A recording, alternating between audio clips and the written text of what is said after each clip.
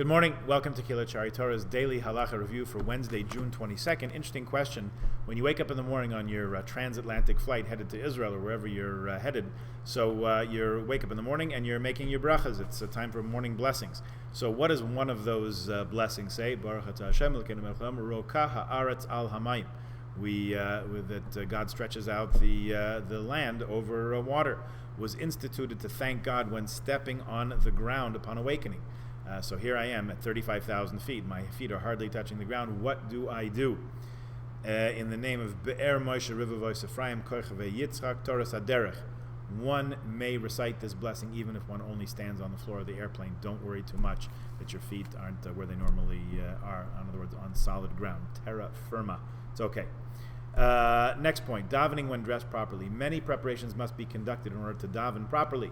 If you have a meeting with the president, a queen, a king, you would ascertain that you were properly dressed for the meeting, right? We wear put on a tie, a jacket, make sure your socks are pulled up, make sure your shoes are polished.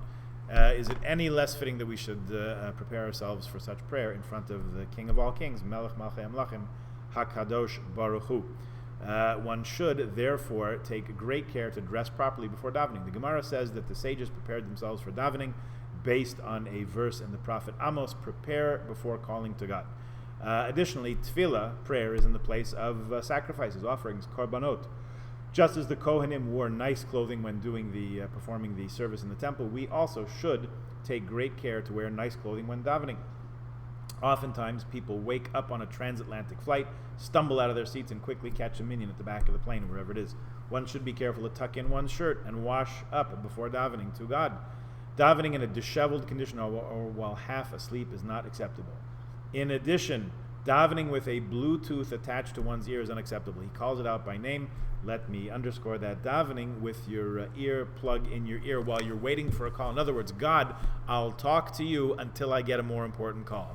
No, not happening. So this applies in air travel and while you're down here on earth as well.